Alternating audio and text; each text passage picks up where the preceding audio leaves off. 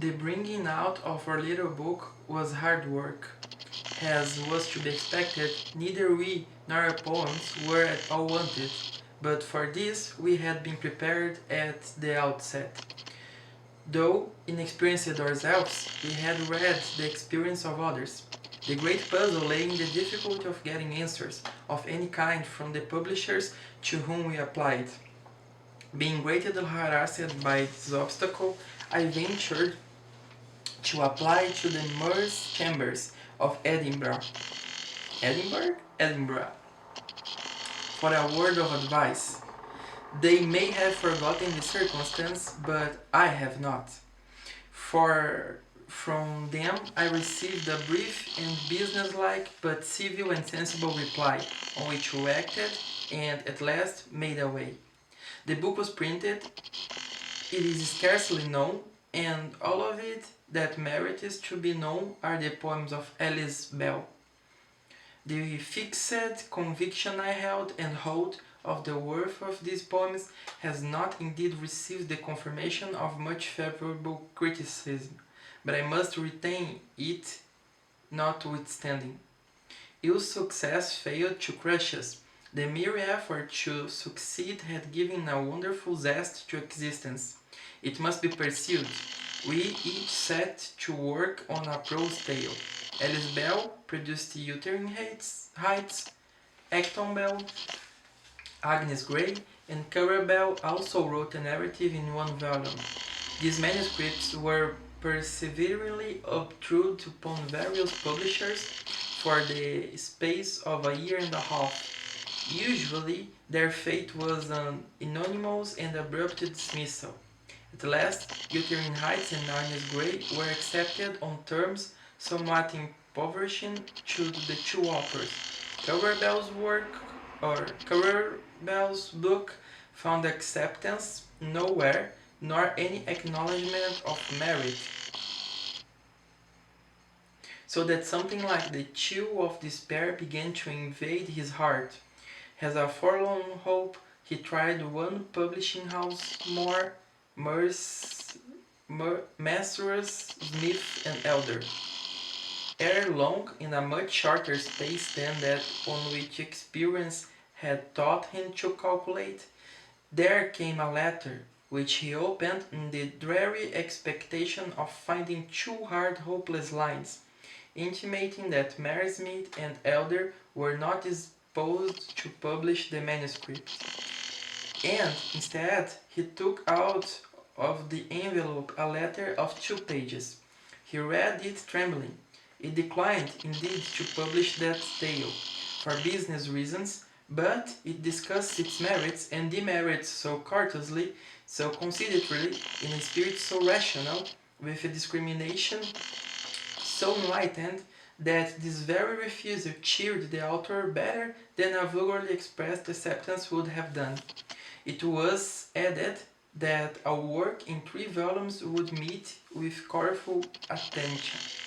I was then just completing Jane Eyre, at which I had been working while the 1-volume tale was plodding its weary round in London.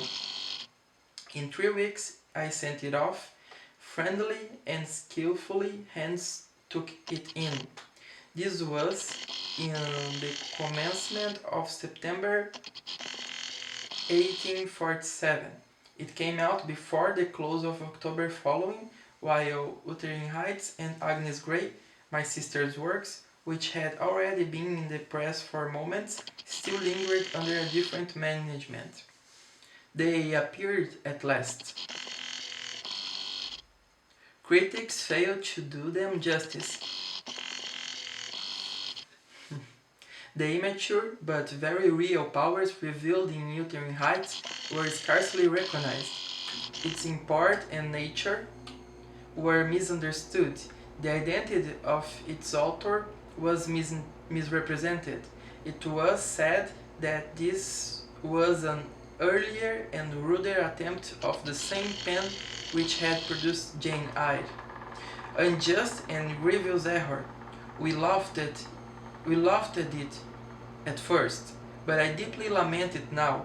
Hence, I fear, arose a prejudice against the book, that writer who could attempt to palm off an inferior and immature production under cover of one's successful effort must indeed be unduly eager after the secondary and sordid result of authorship and pitiability indifferent to its true and honorable meat.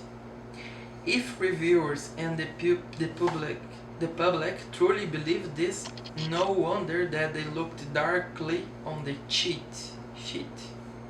Yet I must not understood to make this thing subject for reproach or complaint. I dare not do so. Respect for my sister's memory forbids me. By her, any such careless manifestation would have been regarded as an unworthy and offensive weakness.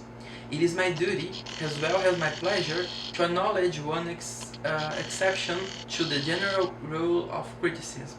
One writer, Sidney Dobell, endowed with the keen vision and fine sympathies of genius, has discerned the real nature of Wuthering Heights, and has, with equal accuracy, noted its beauties and touched on its faults. Too often do reviewers remind us of the mob of astrologers, Chaldeans, and soothsayers gathered before the writing the wall, and unable to read the characters or make known the interpretation. We have a right to rejoice when a true seer comes at last. Some men in whom is an excellent spirit, to whom have been given light, wisdom, and understanding, who can accurately read the mean tackle upharsing of an original mind, however unripe, however inefficiently cultured and partially expanded that mind may be, and who can say with confidence, this is the interpretation thereof. Yet, even the writer to whom I allude shares the mistake about the authorship, and does me the injustice to suppose that there was an equivoque in my former rejection of this honor. As an honor I regard it, may I assure him that I would scorn in this and in every case to deal in equivoque. Equivoque. I believe language to have been given us to make our meaning clear, and not to wrap it in dishonest doubt. The tenant of Whitefell Hall by Acton Bell had likewise an unfavorable reception. At this I cannot wonder. The choice of subject was an entire mistake. Nothing less congruous with the writer's nature could be conceived. The motives which dictated this choice were pure, but I think slightly morbid. She had, in the course of her life, been called on to contemplate, near at hand, and for a long time, the terrible effects of talents misused and faculties abused. Hers, and naturally a sensitive, reserved, and dejected nature, what she saw sank very deeply into her mind. It did her harm. She brooded over it till she believed it to be a duty to reproduce every detail, of course, with fictitious characters, incidents, and situations, as a warning to others. She hated her work, but you'd pursue it. When reasoned with on the subject, she regarded such reasonings as a temptation to a self-indulgence. She must be honest. She must not varnish, soften, or conceal. This well-meant resolution brought on her misconstruction and some abuse, which she bore, as it was her custom to bear whatever was unpleasant with mild, steady patience. She was a very sincere and practical Christian, but the tinge of religious melancholy communicated a sad shade to her brief, blameless life. Neither Alice nor Acton allowed herself for one moment to sink under want of encouragement. Energy nerved the one, and endurance upheld the other. They were both prepared to try again. I would fain think that hope and the sense of power was yet strong within them. But a great change approached. Affliction came in that shape which to anticipate is dread, to look back on grief. If the very heat and burden of the day the laborers failed over their work. My sister Emily first declined. The details of her illness are deep branded in my memory, but to dwell on them, either in thought or narrative, is not in my power. Never in all her life had she lingered over any task that lay before her, and she did not linger now. She sank rapidly. She made haste to leave us. Yet, while physically she perished, mentally she grew stronger than we had yet known her. Day by day, when I saw with what affront she met suffering, I looked on her with an anguish of wonder and love. I have seen nothing like it, but indeed I have never seen her parallel in anything. Stronger than a man, simpler than a child, her nature stood alone. The awful point was that while full of ruth for others, on herself she had no pity. The spirit was inexorable to the flesh from the trembling land, from the trembling hand, the unnerved limbs, the faded eyes. The same service was exacted as they had rendered in health. To stand by and witness this and not dare to remonstrate was a pain no words can hinder. 2 cruel months of hope and fear passed painfully by, and the day came at last when the terrors and pains of death were to be undergone. By this treasure, which had grown dearer and dearer to our hearts as it wasted before our eyes. Towards the decline of the day, we had nothing left of Emily but her mortal remains as consumption left them. She died December 19, 1848. We thought this enough, but we were utterly and presumptuously wrong. She was not buried ere Anne fell ill. She had not been committed to the grave a fortnight before we received distinct intimation that it was necessary to prepare our minds to see the younger sister go after the elder. Accordingly, she followed in the same path with slower step, and with a patience that equaled the other's fortitude. I have said that she was religious, and it was by leaning on those Christian doctrines in which she firmly believed that she found support through her most painful journey. I witnessed their efficacy in her latest hour and greatest trial, and must bear my testimony to the calm triumph with which they brought her through. She died May 28, 1849. What more shall I say about them? I cannot and need not say much more. In externals, they were 2 unobtrusive women. A perfectly secluded life gave them retiring manners and habits.